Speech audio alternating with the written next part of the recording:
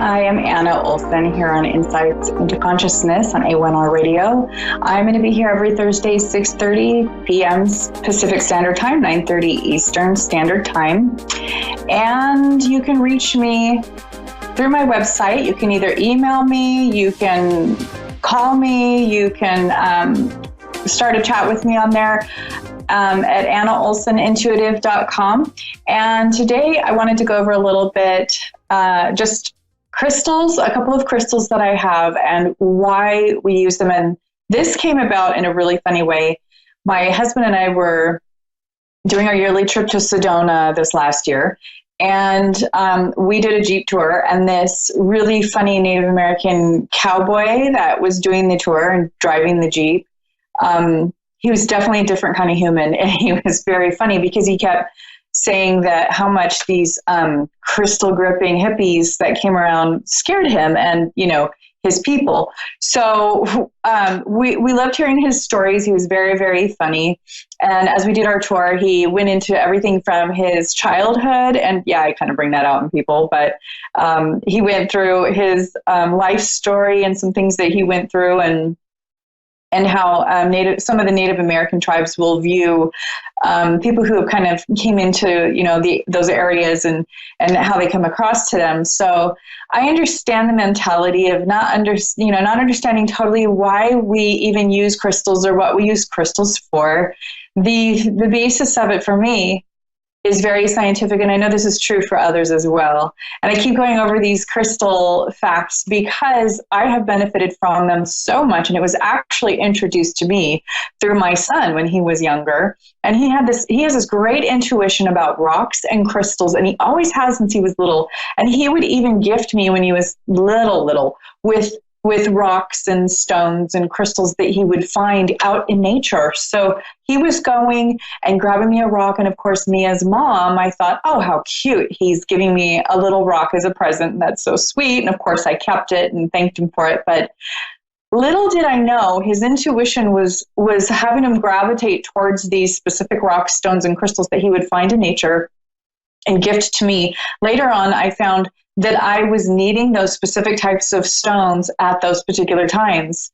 One of them was a dark stone that absorbs negative energy, and I remember it was a very stressful time. And he had never been exposed to any sort of research about rocks or crystals. He had never known anything about it. So when he brought those to me and I put it together later, it began to dawn on me that there's something to it and to intuition.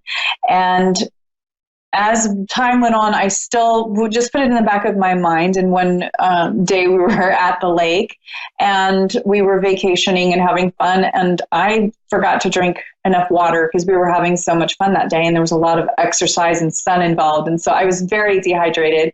And I got this horrible headache. And that same son, Devin, he brings out this big piece of jade. He had found a chunk of jade that he had found in the river. And he said, here, Mom, this will help your headache. And as I, held it in my hand and I looked at him, I thought it was the cutest thing, but he told me, Mom, put it to your forehead. And just to okay, I'll put it to my forehead, whatever. I put the jade, stone to my forehead and my headache went away in about 10 seconds. No joke. Now, if it's a placebo effect, I don't care. If it works, it works. But I do believe there is a scientific basis to why crystal stones and, precious stones, rocks, these different elements of the earth, I think there's basis to how they work. I believe they're made up in the earth to benefit life on earth, because that's what earth is geared towards. Mother Earth gives us these things for our benefit. So I wanted to go over just a couple that I have that help me. These are two really good ADHD stones. Now, the first one is a smoky quartz, and this is usually a kind of transparent stone, and it's anywhere from like a light gray to a dark black. This one is pretty transparent, and it's a beautiful stone. It absorbs negative energy, helps you to focus on all the right things. Unlike shungite, it doesn't cause negative things to come up out of the background, so you don't have to deal with it right then. It's just basically very protective. It has so many benefits and uses for it. I'm just going to go over a few right now because otherwise it would take up my whole show. So the next one that I have is a fluorite, and the fluorite is this beautiful color. It comes in an array of different blues, greens, it has purple, it's all different colors actually, but it is also pretty transparent. And fluorite has been known to absorb and neutralize negative energies and stress, and it's excellent for a learning aid. It increases our powers of concentration, self-confidence, and helps in decision-making. And it balances the energies and improves balance and coordination both physically and mentally. So, I really just recommend trying out the crystals. I could have used them much sooner, and it would have been a natural way for me to have all these benefits from these different crystals and stones. And, a lot of practitioners in natural healing have used them for a long time, and they're not very open about it because they don't want to be ostracized or criticized for it. However, they do use them, and sometimes they even use them without people being totally aware. And I've even known practitioners who have a exam table or massage table or whatever, and they actually put the crystals according to each chakra point in their massage table bed, either in the cushion or underneath the cushion, so that it can, and they can replace them and take them out as needed, so that they can really give a full healing experience to the people that they treat. And it's wonderful that there's also a crystal or a stone that will correlate to each chakra and is made specifically for each chakra. For instance, the smoky quartz is black. Most of the black stones or crystals are directly related to our root chakra. And although that color of the chakra is considered red, the black is also a very grounding root stone. So we can use that to feel safe, grounded, and focused on our intuition as well. So these are really useful. They absorb negative energy. They protect us a lot. You can also use a smoky quartz to take with you when you're going camping or walking in nature, because it's protective and it helps you to guide and concentrate on the specific things that you need to do. And there's even word and folklore that when you're out in nature, that these smoky quartz will also help you out in nature to focus on your intuition and signs from nature, Mother Earth, Spirit, to guide you in the right direction and give you specific messages in nature. So these are just a few things, that I wanted to put out there. I always say try it first and then criticize your likes and dislikes, because it even varies from person to person, as we all have a unique DNA. We all have a unique spiritual DNA, just like our physical DNA. It matches our body. So cell by cell, mirror image, and fits into our cell system perfectly, our spirit, and it's all designed perfectly and scientifically. I believe in God's way. So I'm just really excited to share about the crystals, because they all have a specific energy which correlate directly to the body, and it all is synchronized in such a beautiful way that we can use them for our good. So I always say try it. And if you're embarrassed, you don't have to tell anybody. You can order them online. You're just supposed to cleanse them before you use them, because you don't really know the process that they've been through or the hands that they've been held by. So I always cleanse them. You can do it in water, sunshine. Sunshine can fade a lot of crystals, so it can be better to use some sage. Some people like Palo Santo, which is a bark or kind of like a wood that you can burn and let smoke around it. So you blow it out and then let it smoke. If you've ever saged anything, you already know how to do that. Otherwise, you can Google how to sage to cleanse. So that's basically my crystal spiel tonight. And I would love to take a caller. I have Patty on the line, and I'd like to do a reading for her now. Patty? Yes. Hi, Patty. How are you tonight? I'm fine. How are you? I'm great. So how can I focus today to give you a reading that will help you? Well, you're a medium also, right? Yes. Okay. My main thing is my son had passed away almost 2 years ago. He was 26 years old. Mm-hmm. And I'm just wondering, I felt his presence so many times. And I'm just wondering, if he is with me all the time or just comes every now and then when I need him. I don't know. Thank you for sharing that. I appreciate you being so open about it and vulnerable, because I know this is a very difficult thing. And the first thing that I get from your son is that he is with you all of the time, mostly when you are thinking about him and in your darkest hour. So I'm seeing that he is. Go ahead. Go ahead. He wants you to know outright that his life was it ended in the time frame that it was supposed to. He had a predisposed contract that he agreed to before he came here, and he also agreed that you would be his mother. In addition, when he passed, it was at the right time. So I'm wondering, are there questions that you have about his death, either in the spiritual sense or how he died? Well, they told me he had some problems medically wise. He was filling up with fluid, and he had a lot of back problems. And I'm wondering if the coroner said it was that he died of congestive heart failure. Just like that, my grandson was the one that found him. He lived with my grandson lived with him, and he's the one that found him.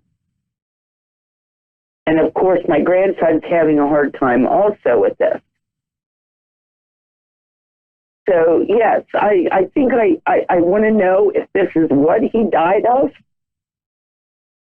or if it was because there was some kind of, because I felt that the doctors could have done more.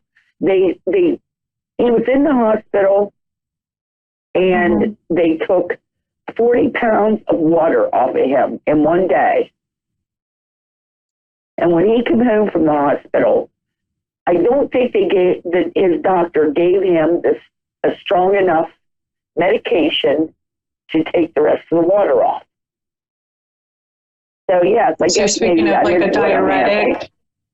Yeah, so you're talking about the diuretics, and maybe they should have given him more diuretic to kind of clear out that fluid so that the congestion in there would clear up more efficiently. Right.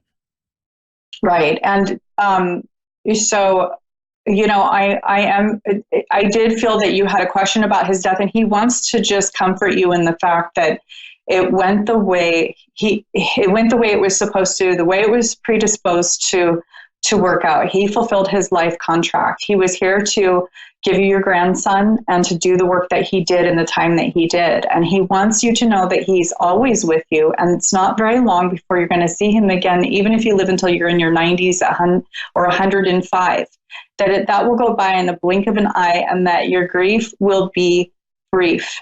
It's going to be strong, but it will be brief. And so I'm seeing too that there's a lot of there's a lot of things that are pointing to the congestive heart failure. I feel like there was also something that he was born within his heart that from birth. And I'm wondering, do you remember him being having difficulty with his cardiovascular system, like to run, or to keep up sometimes? No, not really, but when he was born 2 months early, and I almost lost him at birth. Mm-hmm. He only weighed 3 pounds, 14 and a half ounces. Mm-hmm. But he bounced back, and grew up, and he was my only child. Yes, because I feel that because he was so small when he was born, his heart did not develop entirely. They did not catch it in time. And the way that he was born it was meant to be that way. He agreed to that. He agreed to all these things before he came to the earth and before he was born. And it was a contract that he fulfilled to the extent that it was to be fulfilled. So he did pass at the right time. And I think that what you're feeling, it's a lot of frustration in the grief process. Have you gone over I'm sure you've gone over the 12 steps of grief. Yes. And I believe you're still. I actually had to go see a therapist to help me through this, because now I'm raising my grandson. He's with me now, and I went to a therapist, and he helped me through a lot of the grieving process. But it's still it just seems like it was yesterday. Yes, because we all process grief in a different way, and we all, there's no wrong way to grieve. And if people are trying to tell you that you should be over it in 6 months, they don't know what they're talking about, because we grieve our entire life. Yeah, we grieve our entire life for a loss, and when it's your child, it's the worst pain that a parent can feel in this life. So people who don't understand, they say stupid things. And you have to remember that they just don't understand and ignore what they say. Yes. And he wants you to focus on all the good things about his life, because, it's almost like when we've lost a child, or if somebody loses a child, they feel like they should be grieving.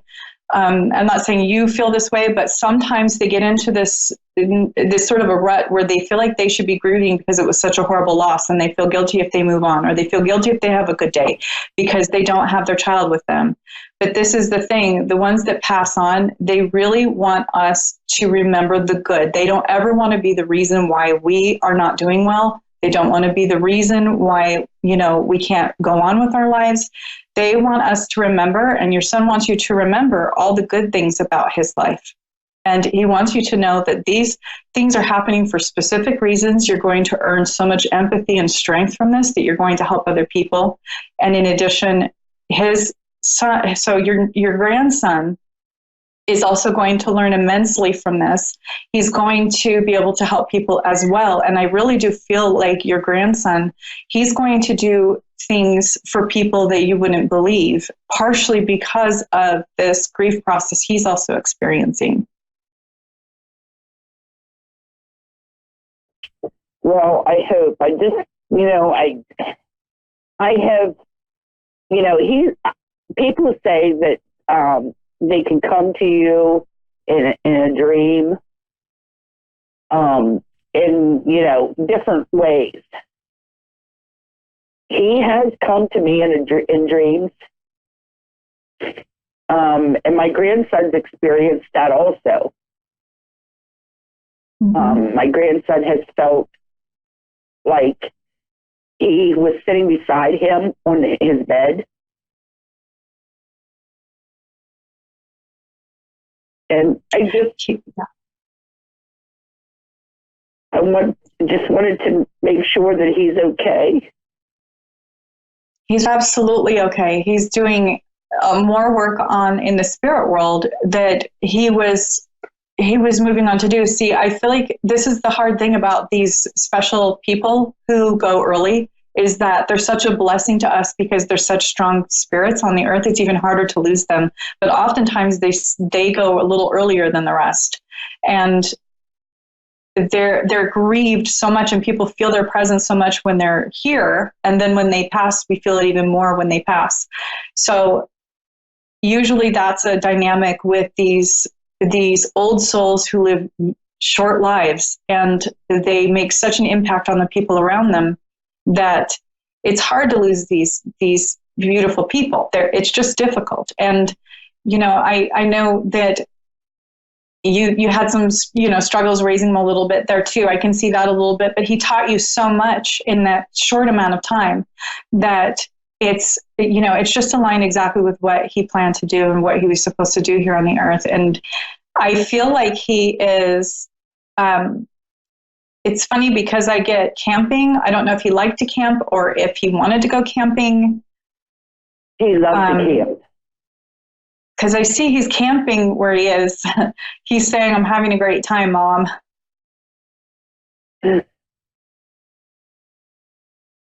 And he's in nature. How much I love it. He knows every day. He can feel it, and he's always connected to you. So his heart is always connected to your heart, no matter what. And it's going to be like that forever. That's what brings us back together when we all go back to the spirit world, is that tie to each other's hearts. And in the next life, that's what we do. That's what brings us right back into where that person is. And that's what gives us that family back. And that's what brings us back to joy and our family unit, which is ultimately the only thing that matters. Not just in this life, but in the next. Right. I have to tell you, I admire your tenacity. I admire your bravery. You're doing a lot of things that most people will never have to do in their lives. And, you're doing that for your grandson. Just you being able to get through that alone is phenomenal. And I want you to give yourself credit for that. Well, I try to, and my son and my grandson had a very strong bond. And they would always, every year at Christmas time, they would always go around to these places that had the Salvation Army bucket sitting there. The guy that was ringing the bell, wanting money and stuff. They would go around and put money in these buckets. And as my Patty, I'm so sorry. I have to finish up. Maybe you can vote. My time's running out, but you can contact me on Facebook to finish up if you'd like. I'm at Anna Olsen Intuitive, okay. But my time's up. I wish I could talk to you more. Well, thank you for talking with me. Thank you. I appreciate your call. And good luck with everything. You. So that's my time for tonight. Thank you so much for watching my show. I'm going to go have a good cry, and I will see you next week.